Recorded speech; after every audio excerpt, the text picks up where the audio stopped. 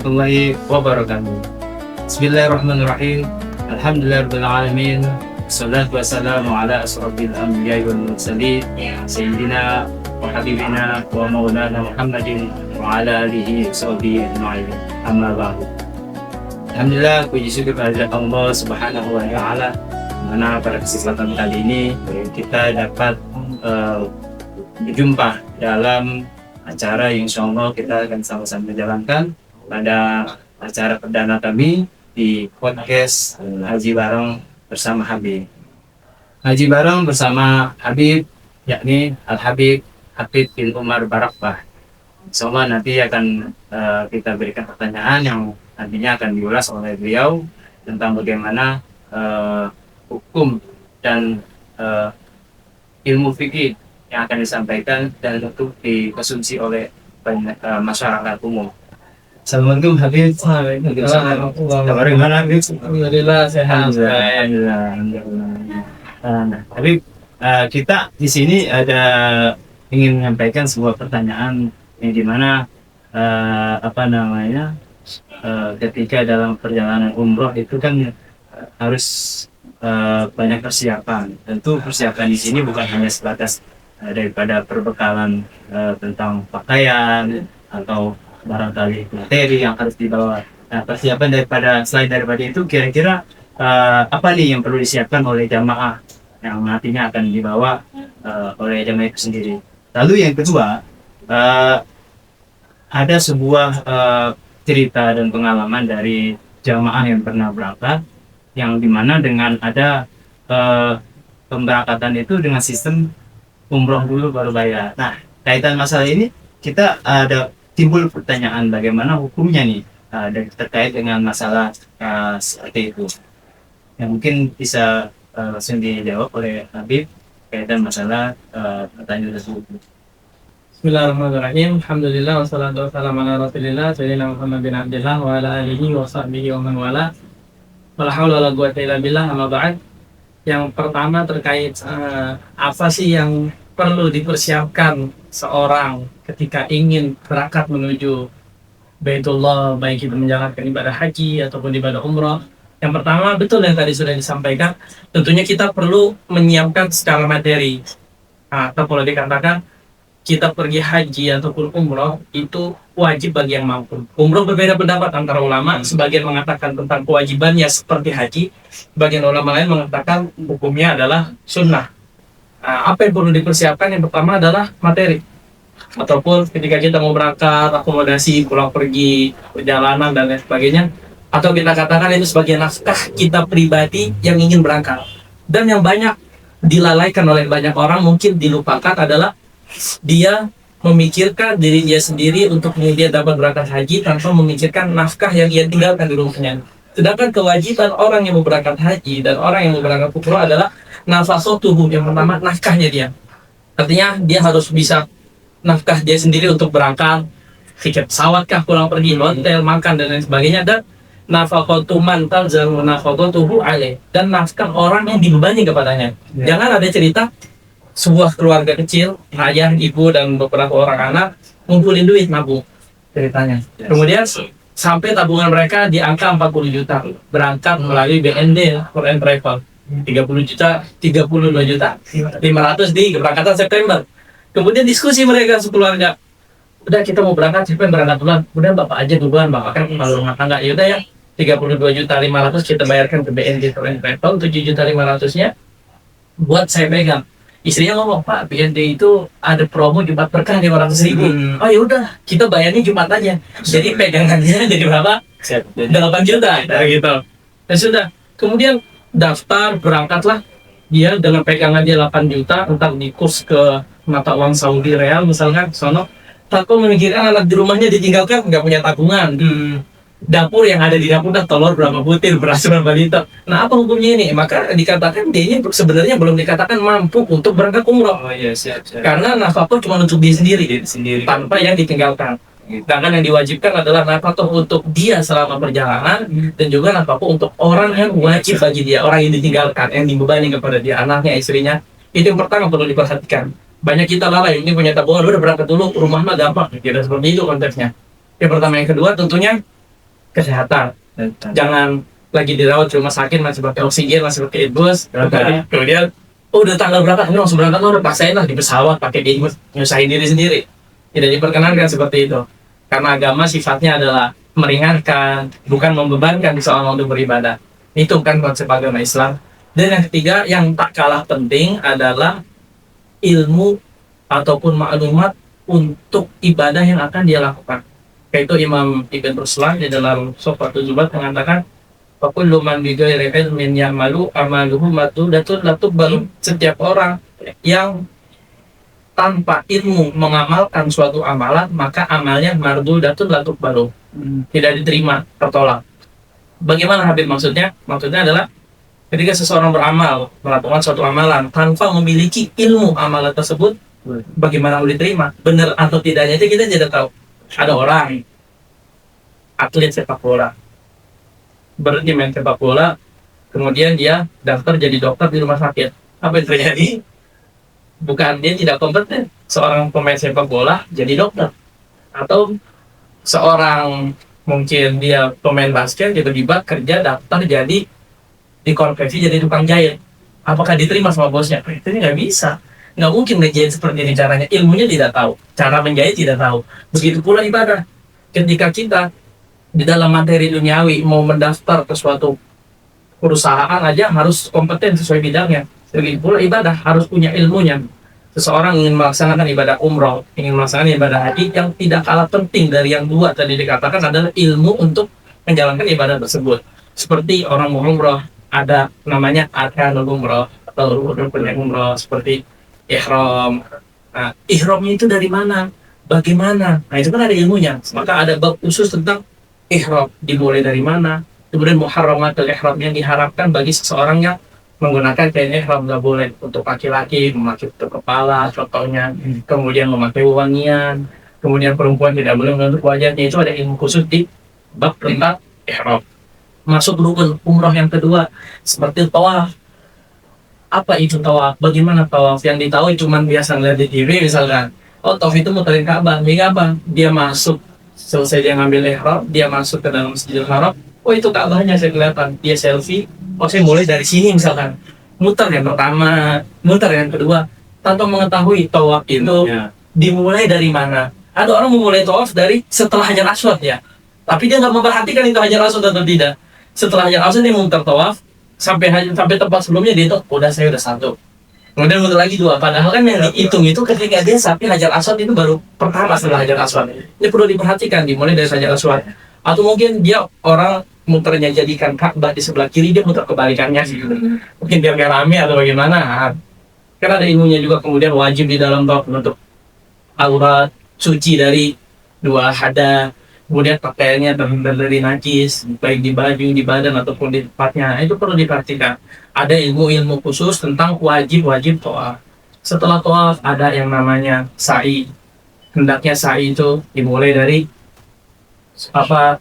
sofa menuju marwah. Jadi an yabda fi kulli witrin bis sofa wa fi kulli syaf'in bil marwah. Jadi setiap bilangan ganjil itu sofa dan di setiap bilangan genap itu marwah. Kemudian juga harus sampai ke bukitnya, jangan yang penting mah saya udah muter gini lah gitu. Tanpa nyampe ke bukit. Nah, itu penting, perlu diperhatikan. Ada sunnah di dalamnya. Ketika sampai di titik-titik yang disunahkan untuk berdalil kecil. Nah, setelah sa'i ada lagi yang namanya tahallul ataupun memotong rambut, baik itu dipotong, baik itu dihilangkan. Nah, itu ilmu, dan di setiap masing-masing rukun memiliki pembahasannya masing-masing. Itu perlu dipelajari, jangan cuma menyiapkan duit, menyiapkan badan sehat tanpa mengetahui itu. Kembali lagi kepada perkataan yang awal, kullu man bighairi ilmin ya'malu amaluhu mardudatun latubbalu. Orang yang beramal tanpa menggunakan ilmu, sayang jauh-jauh ke sana malah main-main, ataupun naudzubillah nasallallahu alaihi ibadahnya tidak sah. Atau mungkin banyak oknum di sana pembimbing yang tidak memperhatikan bagian-bagian ini, sehingga yang penting jamaahnya besok senang umroh tanpa memperhatikan jamaahnya. Ada yang batal wudhunya ketika bawa, ada mungkin sebelum tahun pakai minyak wangi, itu kan haram. Ada yang namanya dam, ataupun mungkin dianggap panasan pakai topi. Nah, itu tidak diperhatikan. Nah, ini tugas bagi setiap travel, masukan buat kita pribadi khususnya, dan buat jamaah yang benar. Setiap travel tanggung jawab besar di hadapan Allah. ketika memberangkatkan orang untuk beribadah, kemudian tanpa memperhatikan hal-hal ini, cuma mewah di hotel, mewah di pesawat, tanpa inti daripada ibadah yang tidak diperhatikan, tanggung jawab di hadapan Allah Subhanahu wa Ta'ala.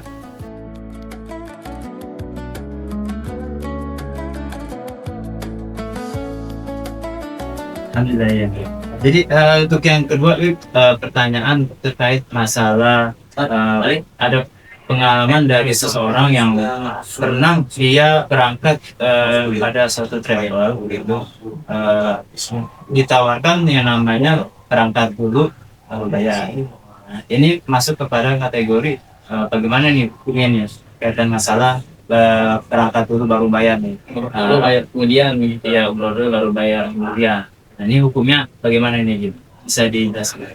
Alhamdulillah, terkait tentang umroh dulu baru bayar, berarti kan seakan-akan dia berhutang.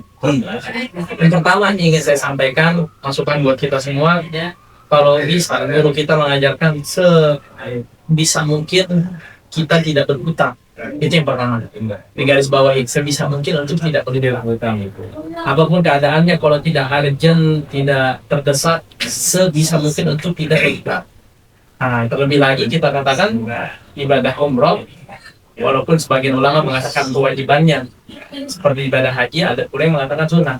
Jadi berhutang untuk sesuatu yang sifatnya itu tidak wajib dan sifatnya tidak terdesak. Kembali lagi ke yang pertama, usahakan untuk tidak berhutang. Kemudian pembicaraan kedua adalah terlepas dari yang pertama masalah anjuran untuk tidak berhutang adalah apa hukumnya ketika kita mau umroh dari cara berhutang atau umroh dulu baru bayar kemudian secara menyicil. Kembali lagi kepada hukum fikih muamalah bab al-qarad. Qarad itu adalah hutang piutang. Hukum asal hutang piutang adalah mubah di dalam agama kita. Dan itu diajarkan. Boleh. Hutang piutang boleh, kita meminjam, kita bayar lagi, itu diperbolehkan. Bahkan dalam riwayat datang Nabi SAW juga pernah melakukan transaksi hutang piutang dan juga gadai, itu pernah Sallallahu Alaihi Wasallam. Jadi hukumnya bagaimana? Boleh. Nah, yang penting yang perlu diperhatikan ketika orang ingin berangkat umroh ataupun haji, kita katakan umroh dengan cara umroh dulu bayar kemudian, itu akan terjadi timbul beberapa masalah di situ. Yang pertama, cara dia meminjam. Bisa ada kemungkinan satu, dia minjam dulu berangkat 32.500.000. Dia minjam dulu 32.500.000, dibayarkan sehingga dia berangkat. Bayarnya di kemudian. Kalau di situ ketika dia membayar, ini gambaran pertama. Ketika dia membayar utangnya 32.500.000, dibayar cicil, totalnya sampai 40 misalkan. Maka jelas ini ada unsur bunga atau unsur riba.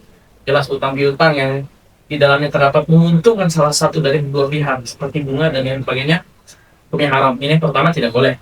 Atau yang kedua, mungkin ada pihak ketiga yang menengahi, travel, customer, dan ada pihak ketiga yang membayarkan paket kepada travel 32.500.000 sehingga jamaah bisa berangkat duluan dan jamaah akan bayar ke pihak ketiga ini dengan cara menyicil. Nah, ini timbul pertanyaan, seandainya dia bayar harga dari paket dari travel 32.500.000 dan dia bayar nyicil totalnya 36 juta, maka yang perlu kita tanyakan adalah ketika transaksi tersebut itu fixnya seperti apa. Karena yang tidak boleh adalah satu barang itu terdapat dua harga. Itu yang tidak boleh. Ini paket kalau cash 32.500.000. Kalau kredit per bulannya 3 juta kali 12 bulan 1 tahun 36 juta. Satu barang ini dua harga. Itu yang tidak boleh. Nah, tapi kalau misalkan ditentukan ketika akad menjadi satu harga, boleh. Saya jual barang ini dengan kontan, harganya sekian. Itu kan akadnya satu harga. Ataupun sebaliknya, saya jual barang ini dengan kredit. Sebagian ulama agak sedikit mendesak untuk kita dapat satu barang itu menjadi satu harga, bisa dirubah akadnya sebelum kita transaksi dengan diperjelas. Saya jual ini dengan harga kredit sekian, saya beli dengan harga kredit sekian. Ada ulama lain mengatakan untuk merealisasikan akad dengan satu harga, paling tidaknya seseorang ini harus keluar dari namanya majelis akad. Majelis akad itu adalah waktu dan tempat ketika kita bertransaksi. Siasatin keluar dulu dan masuk, dia sudah memiliki maklumat kalau cash sekian, kalau kredit sekian. Jadi langsung masuk aja to the point, saya mau umroh yang kredit. Oh ya, saya jual, saya pakai umroh kredit sebulannya 3 juta, setahun jadi 36 juta berangkat duluan, maka hukumnya boleh. Dari pembicaraan kedua yang kita bahas, kita nggak boleh lupakan yang pertama, sebisa mungkin itu tidak berpahala. Kalau bisa diusahakan, tapi kalau emang sudah terjadi, kita katakan hukumnya boleh selagi tidak ada unsur riba, ataupun kalau telat denda. Wallahu a'lam. Tapi yang perlu digarisbawahi dalam konteks berutang ini aksasnya gitu ya, Akadnya betul. agar tidak kita tidak apa namanya tidak terjebak pada suatu perkara yang Satu perkara tidak yang dilarang. yang dilarang seperti bunga, denda ketika telat, dan juga satu barang memiliki dua harga gitu. Berarti kalau demikian itu dilakukan tidak dengan akad yang baik gitu kan, pada konteks pinjam untuk ibadah umroh, ini berarti masuk kategori sah atau bagaimana nih gitu? Kalau bicara tentang sahnya dia umroh ke sana, selagi memenuhi rukun umroh, syarat-syarat umrohnya sah. Tapi bicara haram atau tidak itu di luar sah atau tidaknya. Sahnya tetap, tapi haramnya di dalam berhutang tetap juga mendapatkan. Seperti halnya orang yang sholat mencuri baju koko dan sarung tetangganya, kita katakan sholatnya sah tidak? Sholatnya sah selagi menghadap kiblat, menutup aurat, suci dari dua hadas, Pelaksanaan sah ya? pelaksanaannya sah. Tapi dosa daripada mencuri itu tetap ada. Umrohnya, pelaksanaan umrohnya sah, tapi dosa daripada dia meminjam dan bunga itu tetap ada juga. Berarti yang perlu ditekankan oleh setiap jamaah itu diusahakan untuk tidak berhutang, gitu ya, Bim? Kalaupun sudah ngebet pengen umroh, terpaksa ini ya dengan akad yang akad yang baik dan akad yang benar sesuai prosedur syariat. siap. Alhamdulillah, telah sama-sama kita dengarkan daripada penyampaian daripada guru kita Habib. Semoga ini menjadi perhatian buat kita semua, terutama kami di travel DNB, Muhammad Nifti, dan juga kepada umumnya, kepada jamaah yang barangkali ingin melakukan hal demikian bisa menjadi untuk penting dilakukan agar ibadah kita bisa pada sah dan diterimanya oleh Allah SWT. Baik, demikian sebelumnya Habib, terima kasih banyak. Jazakallahu khair. Semoga apa yang disampaikan menjadi manfaat dan kita semua. Baik, mungkin dari saya akhiri. Assalamualaikum. Assalamualaikum.